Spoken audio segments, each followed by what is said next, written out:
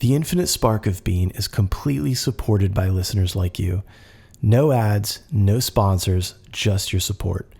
If you want to help keep this going, there are 3 support tiers on Patreon for $10 a month, $15 a month, and $20 a month. No locked content, just a way to say I value this. You can also visit the website to check out books, merch, one-on-one sessions with me. Just click the About button, learn a little bit more about who I am and what I have to offer. And don't forget the YouTube page. That has the podcasts as well as binaural beats that help with meditation, rest, and sleep. So thank you for your support. Let's get started.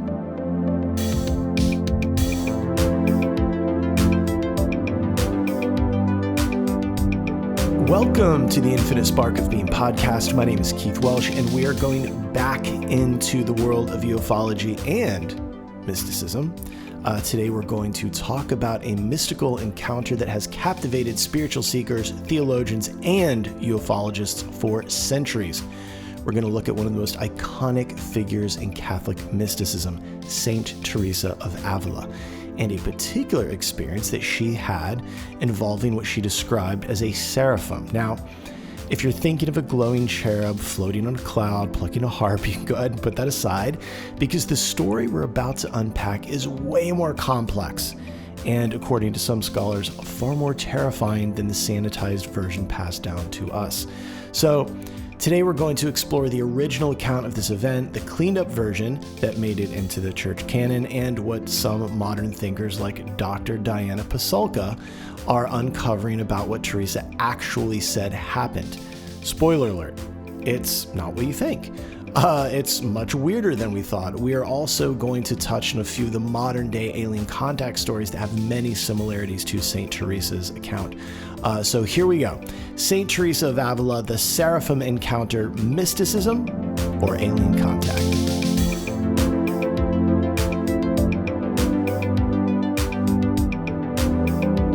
Now, before we get into the experience itself, let's back up a little bit and let's look at the woman at the center of the story. Saint Teresa of Avila was a 16th century Spanish mystic. She was a Carmelite nun and reformer of the Carmelite order. She's one of the few female doctors of the Catholic Church, which means that her writings are considered universal teachings for Catholicism. Her most famous works include The Interior Castle and The Way of Perfection, both of which are basically spiritual manuals for how to navigate the soul's ascent toward God. So Teresa wasn't your average nun. She was very intense, very poetic, deeply intelligent, and more importantly for this conversation, often in an altered state of consciousness. So these weren't casual experiences. Right? She would go into trances. She'd lose bodily awareness and experience these kind of profound moments of mystical ecstasy. Sometimes they say she even levitated. So when Teresa says that she experienced a glowing being with a spear of fire piercing her heart, we shouldn't just shrug that off. She wasn't just some spiritual lightweight, just some random nun. Something happened. The question is, what was it?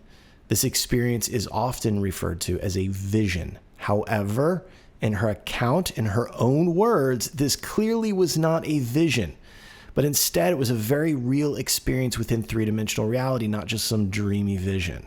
Now, let's talk about the experience. In her autobiography, Saint Teresa describes an encounter with what she identifies as a seraph, which is a high-ranking angel in Christian angelology. She says, "I saw in his hands a long golden spear, and at the end of the iron tip there seemed to be a little fire. He appeared to me to be thrusting it at times into my heart. The pain was so great that it made me moan, and yet so surpassing was the sweetness of this excessive pain that I could not wish to be rid of it." So this wasn't a fleeting daydream. This wasn't symbolic poetry. For Teresa, this was a full-bodied, immersive event that unfolded in her waking reality, right? It overwhelmed her senses. It affected her physically. It affected her emotionally. It affected her spiritually, and it left this deep, lasting impression on her life. Now, before we move forward, I want to zoom out and ask, what exactly is a seraphim? Well, I think most people think, when they hear the word seraphim, they think of some generic white-robed, fat little baby angel floating around playing a harp. But the original concept of the seraphim is way older and way stranger than what most of us ever heard of or were taught, if we were taught anything about it at all. The word seraphim comes from the Hebrew word seraph, which means to burn. It means to burn, or burning ones. That's interesting. So make these little notes as we go through this. When we go, especially when we get into the other alien encounter stories. In the Hebrew Bible, seraphim are fiery, radiant beings that stand in the direct presence of God. So they're not these fat little gentle messengers. They're described in the book of Isaiah as having 6 wings. 2 wings cover their face, 2 wings cover their feet, and 2 are apparently for flying. And they cry out, "Holy, holy, holy is the Lord of hosts. The whole earth is full of his glory." I don't know why, but that seems fucking terrifying to me. So these aren't delicate spirits floating around on beams of love and light. They are fiery. They're fire manifestations of raw divine energy, right? And they serve as guardians of God's immediate presence. That to me is interesting. I don't know if I'll be able to go as deep as I want to on that, but if you decide to look into more of this stuff, I want you to remember that these little beings are serving as guardians of God's immediate presence, meaning that they accompany God. They symbolize purification, transformation, and the unbearable brightness of the absolute truth. Encounters with them were described as overwhelming, frightening, and even devastating. So interesting to think about. In early Jewish thought, surviving an encounter with a seraphim meant being burned down to your soul so that something greater could arise from the ashes. Later Christian theology softened the edges just a little, characterizing seraphim as the highest choir of angels. Those closest to the divine source, singing eternal praises and transmitting light downward into creation. But we all know what that really means. The burning ones. The burning ones, that we have to remember that. Even outside of the encounters that I'm going to talk about here, there's a like they say, a golden thread that goes through all of this. And I also understand that I'm probably more of a dork for this stuff than the average person. But trust me, that's something very interesting to me, right? So when we look at Teresa's experience, it's impossible not to notice the parallels between what's being described here in the literature about seraphim and what happened to Teresa. The being was radiant and fiery, literally. It pierced her with an object tipped with a flame, again, burning. It left her moaning and overwhelmed by pain and bliss fused together.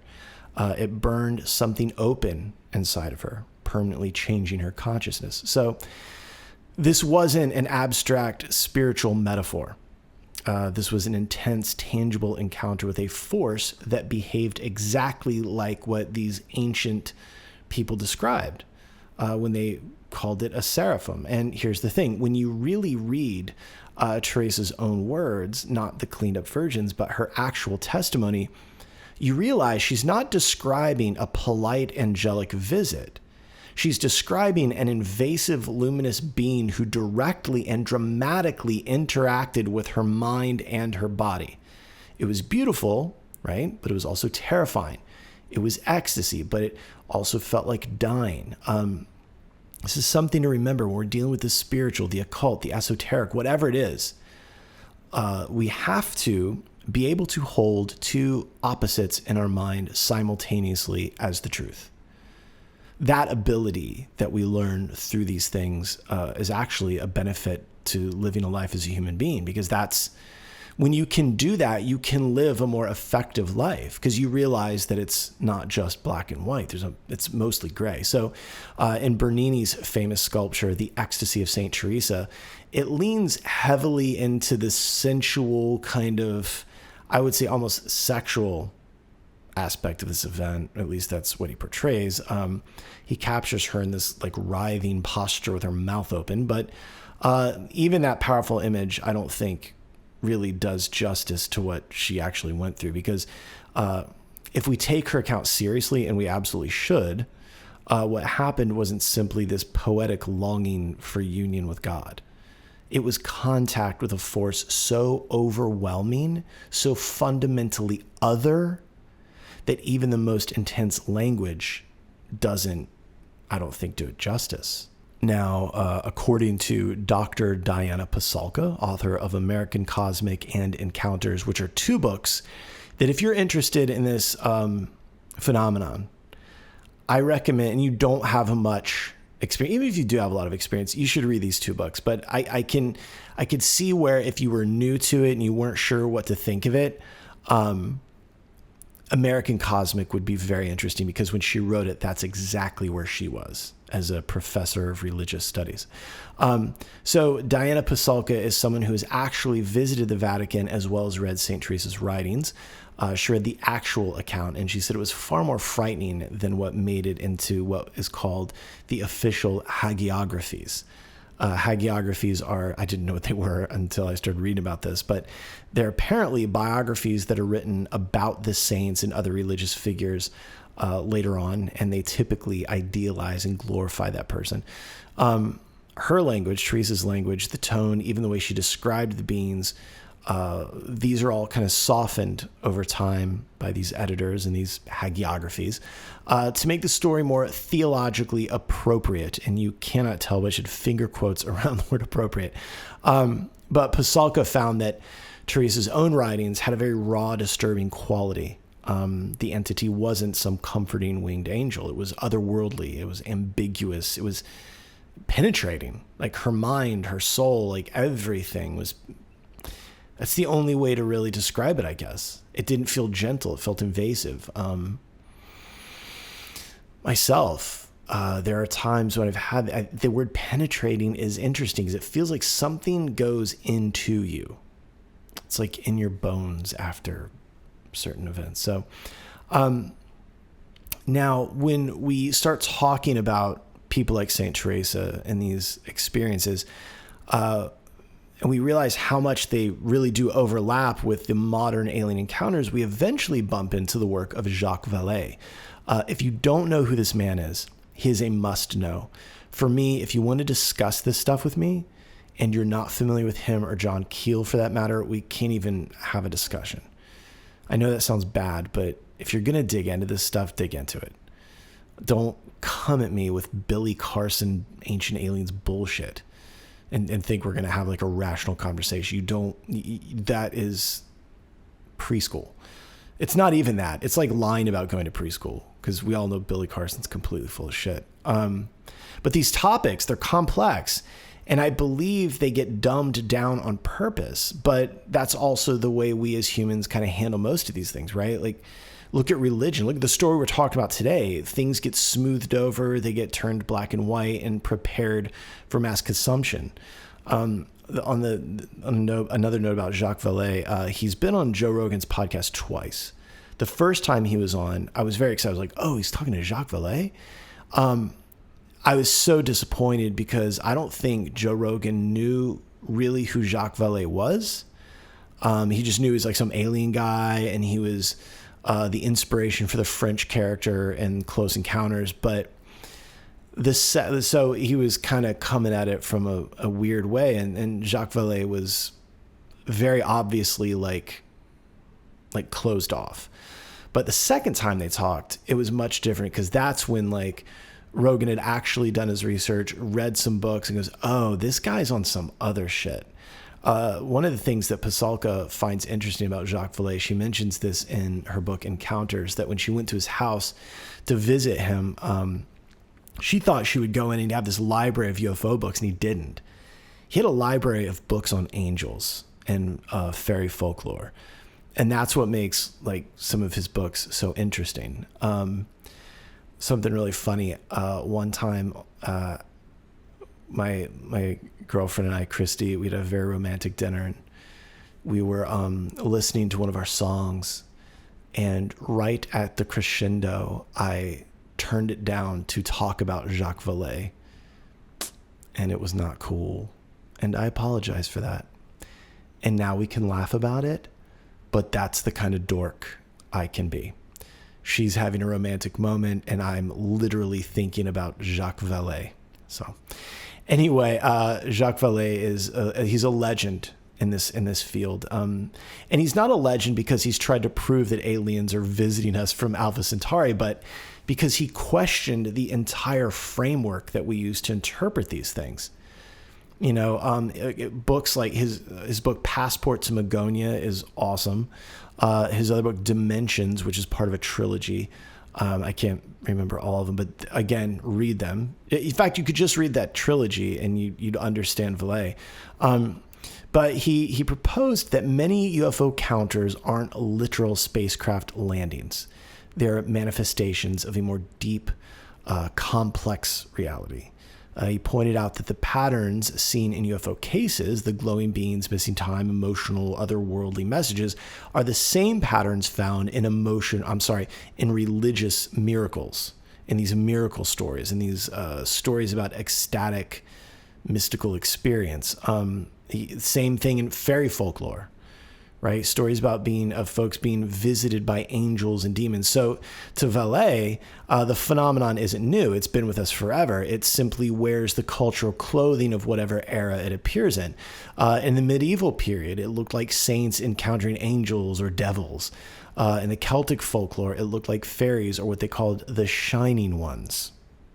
There's another check. Shining Ones. And these Shining Ones abducted humans all the time. In the 20th century, it starts to look like extraterrestrial metallic ships.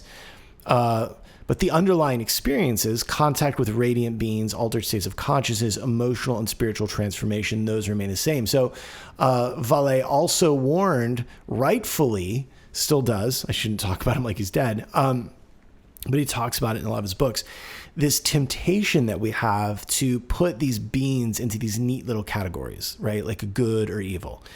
He suggested that while some encounters may feel benevolent, others might feel hostile, the intelligence behind it all seems to be operating on a level far beyond simple moral dualism. This is also the opinion of John Keel.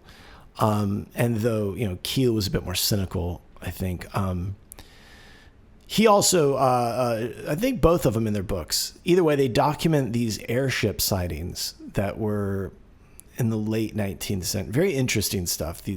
I can't recommend this stuff enough, these books, especially Vallée's trilogy and specifically John Keel, Operation Trojan Horse, that one. Anyway, Jacques Vallée believed that this phenomenon manipulates human belief systems. He believes that it manipulates human mythology and consciousness itself, human consciousness, rather, not consciousness with a big C. And enter here the fact that some of these so-called quote-unquote whistleblowers mention books dealing with religion that have been found on some of these craft. And most importantly, Vallée argued that the phenomenon seems deeply interested in shaping human perception of reality. Sometimes it nudges religious beliefs, sometimes technological imagination, sometimes it gets involved in politics even. It doesn't just appear, it guides, it provokes, it transforms. And when you apply Vallée's lenses to Teresa's encounter with the Seraphim, it opens up an even more fascinating possibility. And that possibility is that maybe Teresa didn't just meet a divine being of the traditional Catholic sense. Maybe she encountered an aspect of the same phenomenon that has been engaging with humanity for a millennia, appearing to her in a form that she could understand and integrate, yet still carrying kind of the signature strangeness that lies beneath all of these truly transformative encounters. So when we see it this way, Teresa's fiery experience with this being isn't just a private moment of spiritual ecstasy. It's part of a much larger, older pattern of contact between human consciousness and something vastly other, something that burns away the familiar to reveal a deeper, more mysterious truth. So here's where it starts getting strange. This is also where I'd like to introduce you all to the term high strangeness. And for those of you that are novices or uninitiated, high strangeness or anomalous events tend to happen around these sort of encounters. This is where real life Men in Black come in, those kinds of stories. John Keel's book, The Mothman Prophecy, talks a lot about these Men in Black. Please don't watch the movie, read the book.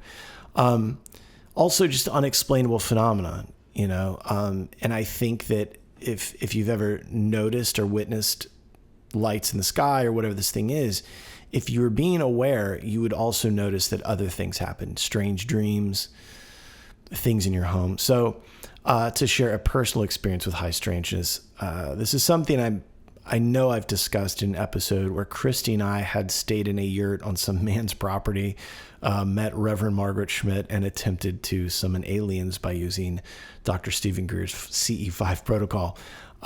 Look, it's our idea of a romantic weekend. That's for us, while it was too cloudy to see anything, so if we did summon UFOs, we couldn't see them. We did manage to summon a large glowing white orb in the woods behind the yurt, as well as what I would describe as auditory phenomenon. So Christy and I had gone to bed for the night, her in her eye mask and earplugs, and me just laying there in this yurt hoping for the best. She was asleep. I was laying there for hours contending with what I would describe as just racket happening outside. At one point, it was howling wind, banging metal, slamming doors, tires on gravel. It was nonstop. Finally, at 1 o'clock, I'd had enough. I got up, I flinged the fucking door open, expecting to step outside into some sort of hellscape, and it was silent. There was a breeze, but that was it. So I'm standing there on this deck, like, what the fuck? I go back inside. I'm completely freaked out between that and the large white orb in the woods. So I didn't sleep well. And in the morning, it was pre-dawn, Christy and I laid there in the dark to a chorus of barred owls. This is also significant if you have any interest in these sorts of paranormal phenomena, whether it's whatever it is. There's a correlation with owls, which is very odd. And again, this is for only the dorkiest amongst us. So there are several high strangeness alien encounters / abduction cases with details that are very similar to Teresa's experience, especially involving small humanoid beings, the presence of a wand or rod, sensations of being pierced, and then emotional or spiritual ecstasy mixed with fear. So let me give you a few examples. And also, if you have an interest in this stuff, these are cases that you should absolutely be familiar with. First would be the Pascagoula Encounter. 1973, Charles Hickson and Calvin Parker were fishing on the Pascagoula River in Mississippi when they were approached by a glowing craft. From the craft emerged three beings, short humanoid figures with leathery gray textured skin, claw-like hands, and no visible eyes. Okay, there's our first thing of high strangeness. We're dealing with aliens. We would assume there's eyes. That's very strange. The beings floated towards the two men and seized them. The floating, again, high strangeness. I realize aliens are strange enough, but within that experience, there's very strange fever dream kind of stuff. So Calvin Parker later recalled feeling completely paralyzed as though a force had overtaken his nervous system. He described being led aboard the craft where a small rod-like device was used to scan him. The rod never physically touched his skin, but he felt an internal sensation as though it was penetrating his body energetically, particularly in the chest and head areas. The experience left both men shaken to their cores. Parker, in particular, described a deep emotional disturbance that bordered on spiritual crisis. Years later, after decades of silence, he came forward to say that the encounter had led him to a lifelong search for meaning beyond traditional religious explanations. The echoes of Teresa's encounter are very clear here. Small beings, apparent use of a wand or rod, penetrating of the body without traditional physical contact, deep emotional aftermath tied to existential and spiritual themes, right? So this wasn't just weird or strange. It was transformational. I've seen interviews with both of these men, and they both look to me like shattered, kind of freaked out. This next one, it's one of my favorites. Betty Andreasson. Betty was a devout Christian woman living in Massachusetts who in 1967 experienced one of the most famous and detailed alien encounters ever documented.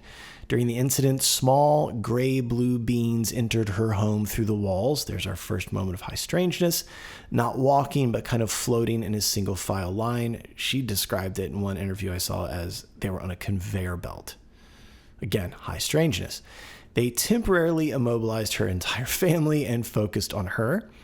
She was taken aboard a craft where she encountered beings who radiated a light. One of the beings carried what she described later as a wand of light. At a key moment, this wand was placed against her forehead and chest. Betty reported feeling a profound burning sensation and especially near her heart, right? Teresa. She described it not as pain, but an overwhelming sensation of spiritual energy being transferred into her. Okay. During the experience, Betty underwent a type of mystical initiation. She was shown a large, brilliant light, something she later interpreted to be the presence of God.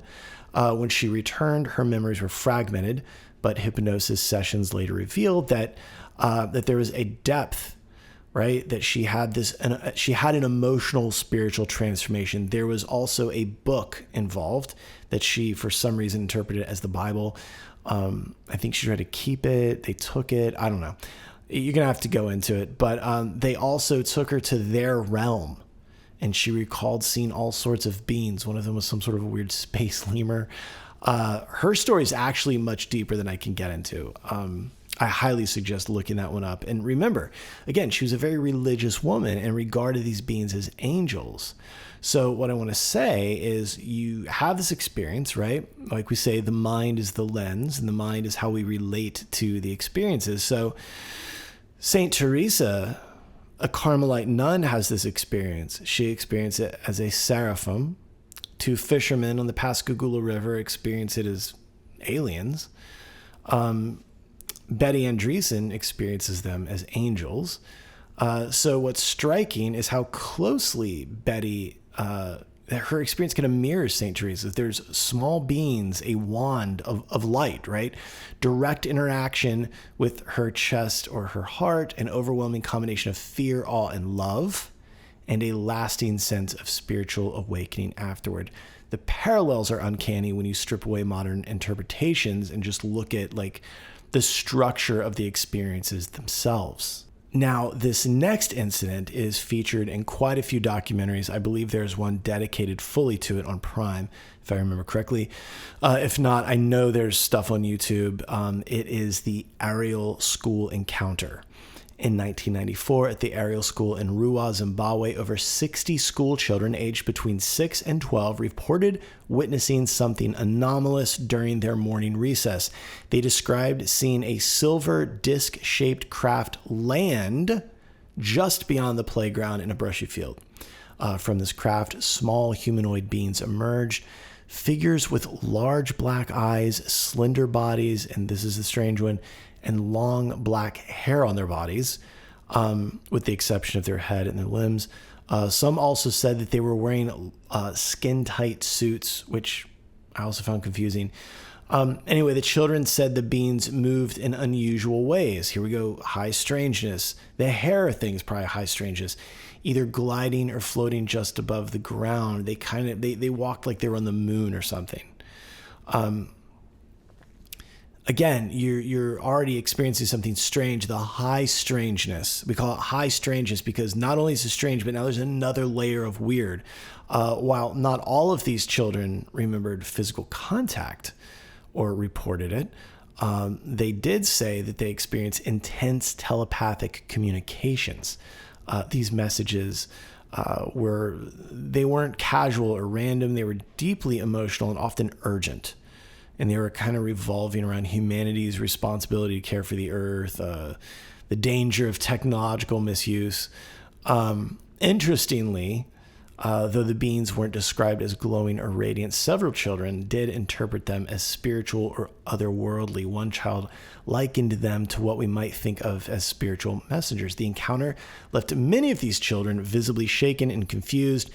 Even decades later, you'll see it in those documentaries, but they've maintained consistent testimony about what they experienced.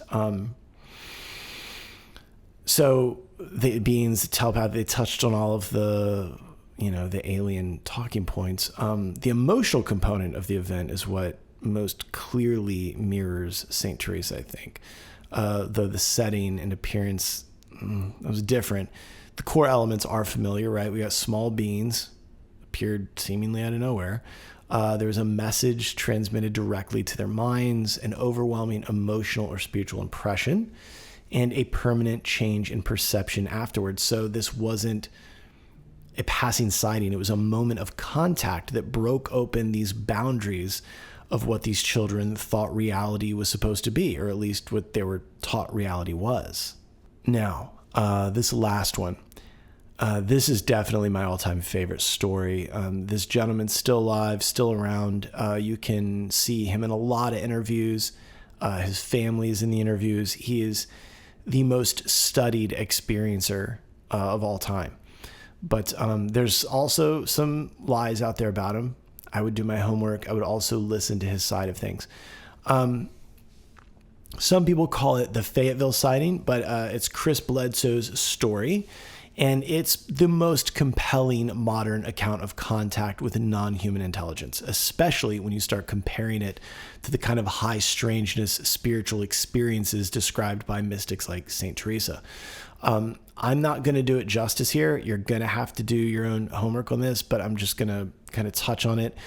So in 2007, Chris Bledsoe, a businessman from North Carolina, was going through a dark period in his life. He was struggling with Crohn's disease, financial instability, and deep emotional turmoil. Again, it's 2007.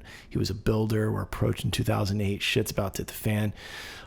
During a fishing trip near the Cape Fear River, he had a life-changing encounter. What began as strange lights in the sky evolved into something far more intimate and transformational. He described seeing glowing orb-like beings, not mechanical craft, but what he interpreted as conscious, luminous presence. These orbs would follow him, appear suddenly, and seem to respond to thought or emotion. Over time, these lights revealed themselves in a more humanoid form, particularly what Bledsoe came to call the Lady, which was this radiant feminine presence who delivered powerful emotional messages tied to faith, forgiveness, and divine order. Please look this story up. I'm not doing it any justice, but I can't. The episode's going to be too long. It could be a whole episode about Chris Bledsoe, which I may have to do. But the core of Bledsoe's experience is that it's not technical, is that this is a spiritual phenomenon. He speaks frequently about the role of prayer, surrender, love.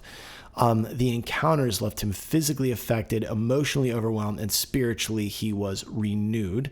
He credits these beings with healing him, not just his illnesses, but his entire orientation towards life. He no longer has Crohn's disease. He did have rheumatoid arthritis from being in close contact with these beings. But most strikingly is the way Bledsoe often describes these heart-centered communications. The beings don't speak with words.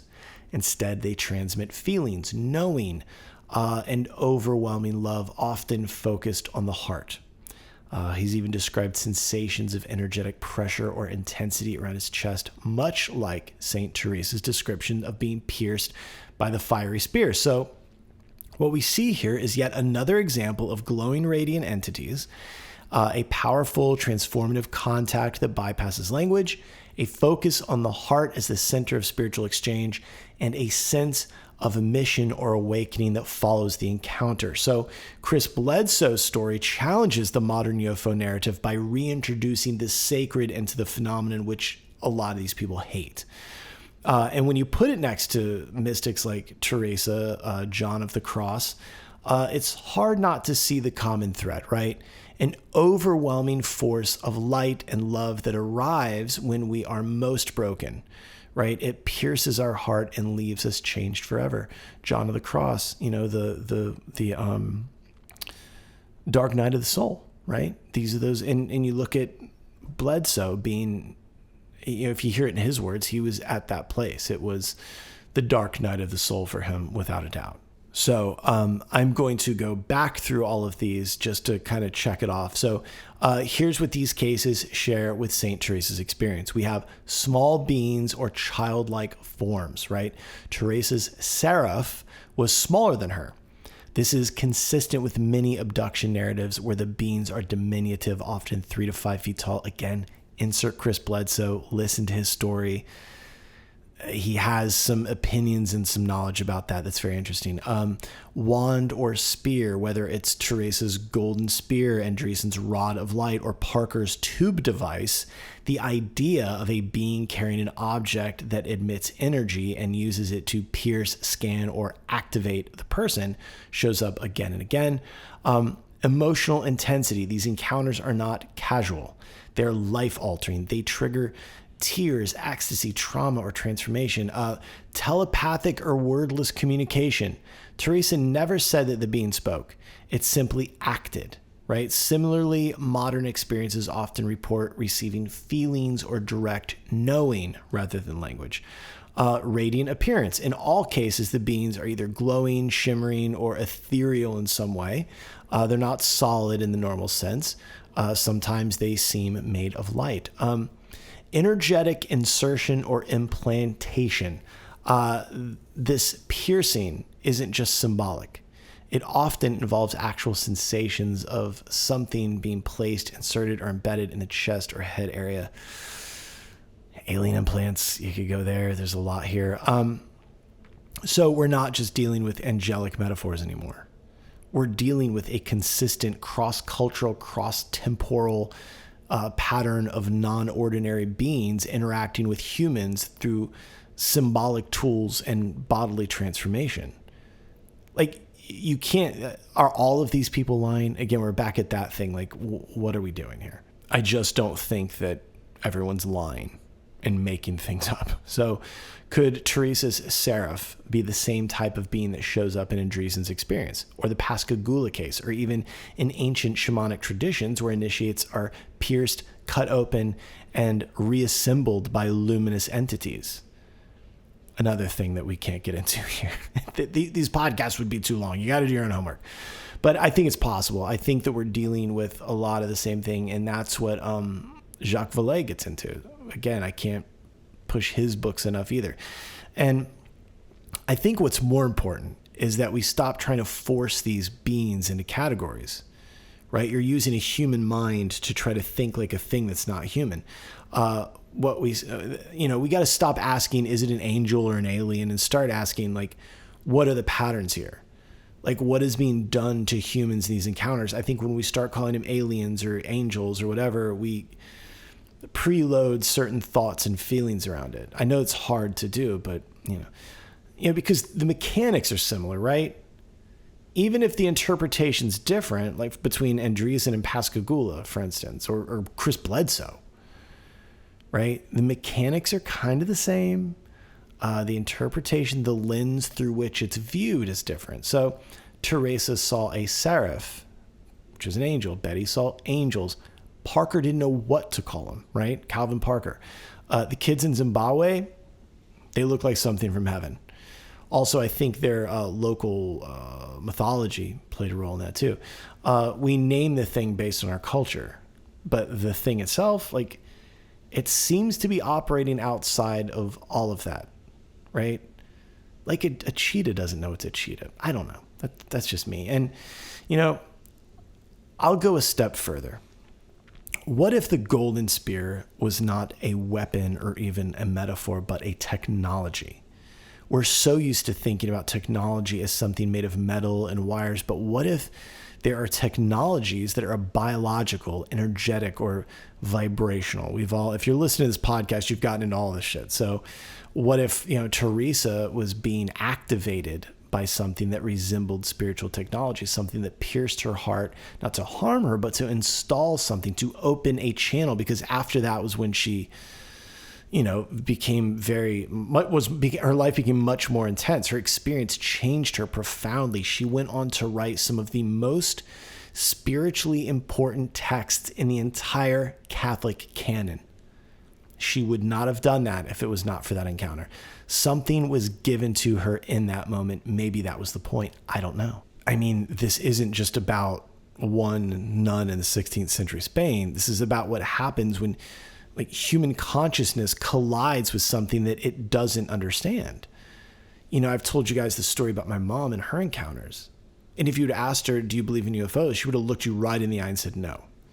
I don't think some people's minds can, I don't know what it is, but whether we call that something God, alien, or angel, or non-human intelligence, NHI, the experience often follows a pattern, right? Lights, beams, wands, piercing, ecstasy, transformation. So maybe the categories need to die off, right?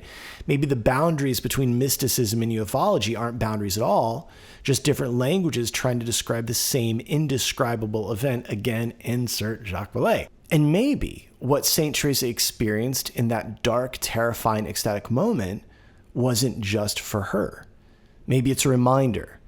Maybe it's a reminder that there is more, that there are others, that something ancient and intelligent is reaching out towards us, not to dominate us, but to wake us up. And as always, I love you, I love you, I love you. We already know, we just need to remember, thank you, thank you, thank you. If the infinite spark of being has brought you any value, consider supporting the work. You can join the Patreon for $10, $15, or $20 a month. It's a simple way to keep this project going with no ads, no fluff, just us. You can also head to theinfinitesparkofbeing.com for books, merch, one-on-one sessions with me. Just click the About button, learn a little bit more about what I do. Also, check out the YouTube channel for episodes and binaural beats that help with meditation, rest, and sleep. I love you. Thank you. Take care. See you next week.